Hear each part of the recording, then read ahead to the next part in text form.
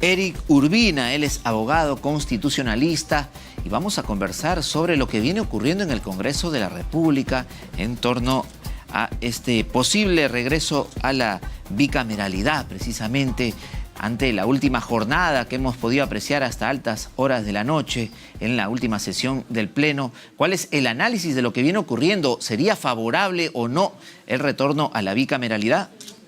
Buenas tardes. Buenas tardes, Alex. Un gusto poder conversar con usted. Bueno, así como usted lo ha dicho, efectivamente el Parlamento nuevamente ha puesto en el debate nacional el retorno a la bicameralidad. Yo soy un convencido de que esta manera de organizar el Parlamento en dos cámaras sería muy bueno para nuestro país, especialmente para el Poder Legislativo, que viene siendo pues no blanco de bastantes críticas y su índice de aprobación cada día es menor. Sin embargo, hay que considerar lo siguiente. Primero, que este proyecto de reforma constitucional ayer a altas horas de la noche fue también sometido a una reconsideración. Por lo tanto, el referéndum al que se deberá llamar, en caso no se consigan los 87 votos, aún está en suspenso. El Parlamento tiene que votar nuevamente la reconsideración para ver si es que esta vez consiguen los 87 votos o más, o si se consiguen menos de 87, tendremos que ir a referéndum para preguntarle a todo el pueblo peruano si quiere tener un parlamento con dos cámaras. Y es un tema que se ha venido comentando ya desde hace algunos años, ¿no? Esta intención del Congreso de la República, por ejemplo, en la gestión anterior, el Congreso anterior también se debatió y no prosperó. De igual forma también hubo un referéndum, si no me equivoco, durante la gestión del presidente Vizcarra, donde también hubo esta consulta y tampoco prosperó. Así es. En realidad, desde el 93 siempre ha existido quienes creen que hay que volver a la bicameralidad, pero el primer momento más cercano fue justamente en el año 2019, ¿no? Cuando a partir de una propuesta que el propio Poder Ejecutivo envió al Congreso de la República, se llevó a consulta finalmente si es que el Parlamento retornaba a una organización bicameral. Allí, aunque el presidente Vizcarra envió la propuesta del retorno a la bicameralidad, luego él también hizo campaña para que se votara por el no, porque se vinculó lamentablemente tanto el retorno a la bicameralidad como otras figuras que estaban vinculadas a la cuestión de confianza. Y consideró él en ese momento, pues, que se estaba haciendo una suerte de sabotaje. Por ello es que finalmente la ciudadanía terminó votando por el no.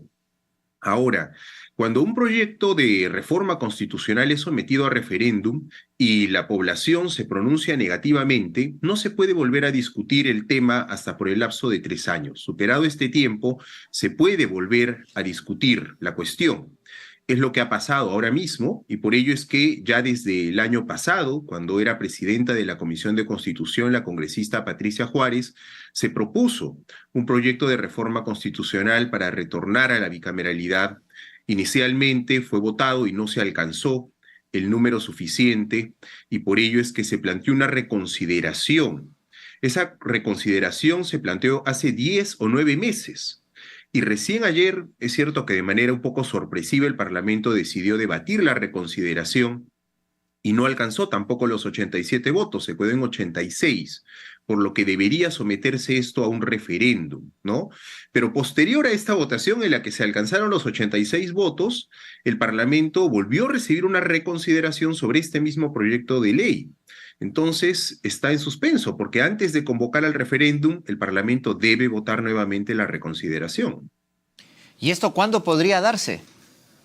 Mire, en agenda ya está, porque planteada la reconsideración ingresa directamente a la agenda del Pleno, pero va a depender de la mesa directiva y concretamente del presidente del Congreso de la República para ponerlo en prioridad.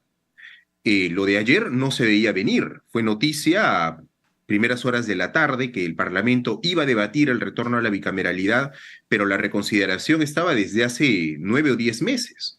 Entonces, podrían votar la reconsideración el próximo jueves o podrían hacerlo el siguiente año, ¿no?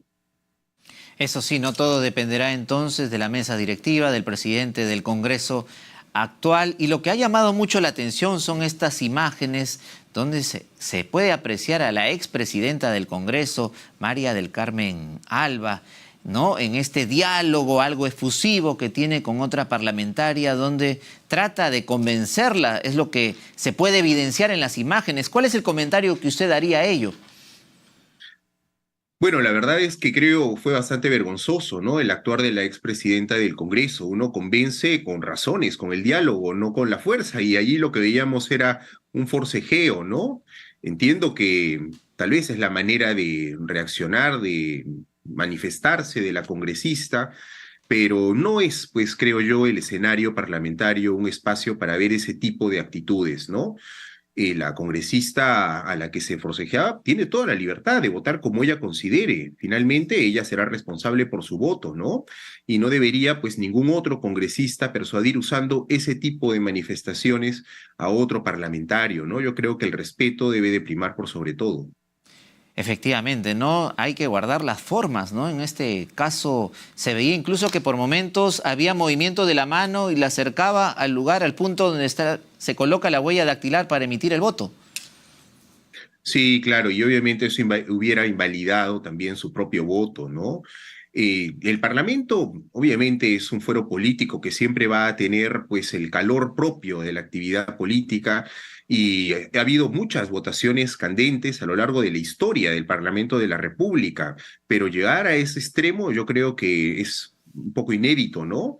Obviamente en el discurso uno puede provocar, uno puede persuadir, eso es permitido, obviamente sin faltar el respeto, sin denigrar a la otra persona, pero ya entrar al forcejeo físico, yo creo que debe ser reprochado, ¿no? Y también la propia congresista Alba, pues debería evitar tener ese tipo de comportamientos. No es la primera vez que la vemos actuar así, ¿no? Y en este caso, la congresista que se podría decir que ha sido de cierta manera incitada o ha recibido cierta presión por parte de la congresista Alba, no va a hacer ninguna denuncia, es lo que se ha dado a conocer a la prensa, y de igual forma, pero sin embargo las imágenes son evidentes de lo que ha ocurrido. ¿Debería actuar de oficio la Comisión de Ética?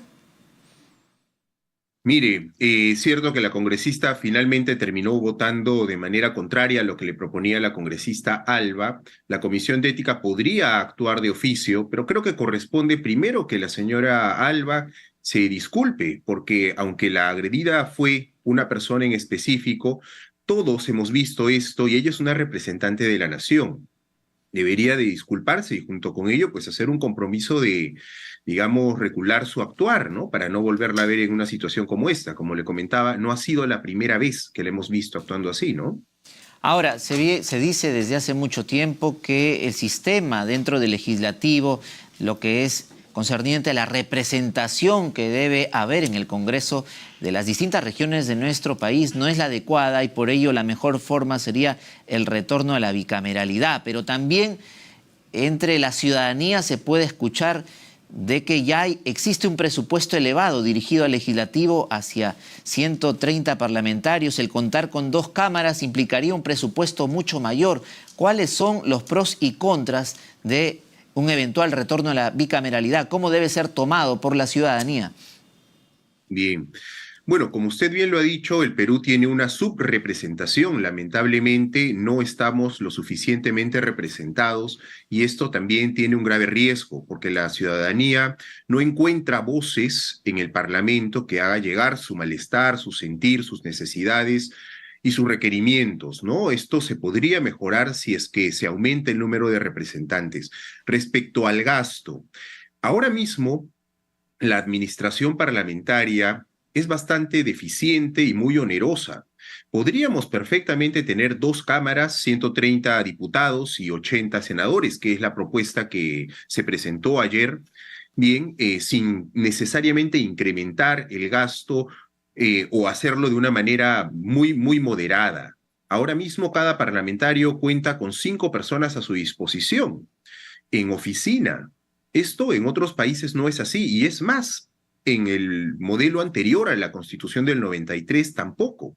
Los asesores corresponden directamente a las bancadas y cada parlamentario puede tener un secretario o secretaria que lo asista y probablemente un asesor en específico y no más.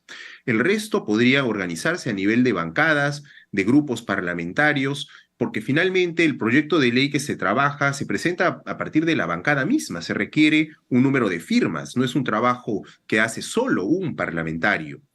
Yo creo que deberíamos comenzar a mirar a ese tipo de organización para, entre otras cosas, también evitarnos problemas como el de los mochasueldos y otro tipo de circunstancias que son noticia recientemente, ¿no? Y sobre todo especialistas en estos temas constitucionales y legislativos hablan de que la calidad de los proyectos de ley serían mucho mejores a los que se presentan y se debaten en la actualidad. Habría un mejor filtro. Así es, ¿no? El bicameralismo, entre otras cosas, tiene como fin que la segunda Cámara de Senadores revise los proyectos que son aprobados por la primera Cámara. Así es. Eso permitiría que tengamos mejores proyectos que después no sean, pues, cuestionados a nivel constitucional por el tribunal, cosa que ha pasado frecuentemente en los últimos años, justamente porque no hay el filtro, ¿no? Aunque el actual Congreso tiene la obligación de someter a segunda votación los proyectos que aprueba, quien vota finalmente son los mismos congresistas, los mismos que votaron en el primer momento, son los mismos que repiten la votación y antes incluso se exoneraba de segunda votación. Entonces no tenemos un margen de tiempo de reflexión. Esa reflexión es por parte de los parlamentarios, pero también de la ciudadanía, que se entera qué es lo que ha aprobado el Parlamento y que se hace oír de distintas maneras, y por ello el Parlamento puede después cambiar de parecer, recular, ¿no? Hay un caso emblemático que es el de la nacionalización de la banca en 1987, ¿no? No olvidemos que la Cámara de Diputados aprobó la nacionalización de la banca y fue la Cámara de Senadores, después de escuchar al pueblo peruano que salió a marchar, se congregó en la Plaza San Martín, ¿no? Ahí tuvimos la participación de Mario Vargas Llosa, ¿no? Y el nacimiento del Movimiento Libertad, pues la Cámara de Senadores reculó y decidió archivar ese proyecto que hubiese sido nefasto para nuestro país. Ese es uno de los, digamos, beneficios que trae una segunda cámara, además de otros, como por ejemplo, ¿no?